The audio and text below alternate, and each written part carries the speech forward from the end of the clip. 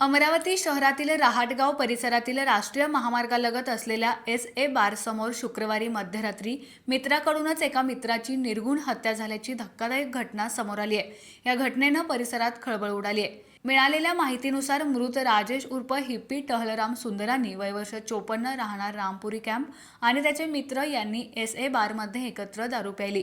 दारू पिल्यानंतर बारमधून बाहेर पडताना त्यांच्यात काही कारणावरून मोठा वाद झाला। हा वाद विकोपाला जाऊन बारसमोरच राजेश उर्फ हिप्पी याच्या मांडीवर चाकूने वार करून त्याची हत्या करण्यात आली। हा संपूर्ण प्रकार SA बारमधील CCTV कॅमेऱ्यात कैद झालाय।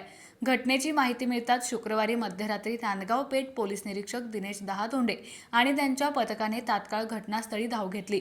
पोलिसांनी घटनेचा पंचनामा केला आणि बारमधील CCTV फुटेजची पाहणी केली। या प्रकरणी नांदगाव पेठ पोलिसांनी भारतीय न्याय संहिता कलम 103(1) अंतर्गत गुन्हा दाखल केला। शनिवारी सहाय्यक पोलीस आयुक्त शिवाजी बचाटे यांनी ही घटनास्थळाची पाहणी केली। फॉरेन्सिक पथक आणि फिंगरप्रिंट पथक घटनास्थळी दाखल होऊन त्यांनी तपास केला। तसेच SA बारमधील 102 नंबरच्या लॉजिंग रूममध्येही तपासणी करण्यात आली, जिथे दारूच्या अनेक बाटल्या आढळून आल्या। फॉरेन्सिक पथकाने यांचाही पंचनामा केला।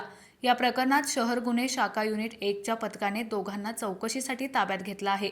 नांदगाव पेठ पोलिसांनी शिवा फुलवानी, बंटी पवार यांच्यासह अन्य काही जणांविरोधात गुन्हे दाखल केले असून नांदगाव पोलीस अधीक्षक तपास करीत आहेत। आम्हाला अशी माहिती नियंत्रण कक्षाद्वारे माहिती मिळाली की hotel imperial bar SA restaurant and lodging या ठिकाणी एक डेड बॉडी पडलेली आहे। त्या माहितीवरून आम्ही सदर घटनास्थळी आम्ही भेट दिली। भेट दिल्यानंतर आम्ही पाहणी केली असता बाजूला रक्त पडलेलं होतं आणि त्या डेड बॉडीची पाहणी केली असता त्याच्या मांडीवर एक स्टॅबिंग आम्हाला बाउंड दिसला।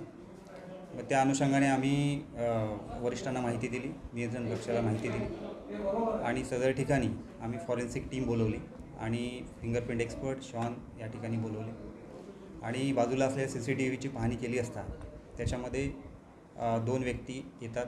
त्यापैकी एक व्यक्ती जो आहे तो त्याच्याजवळ जाऊन त्याला चाकूने स्टॅब करताना त्या CCTVमध्ये दिसत आहे।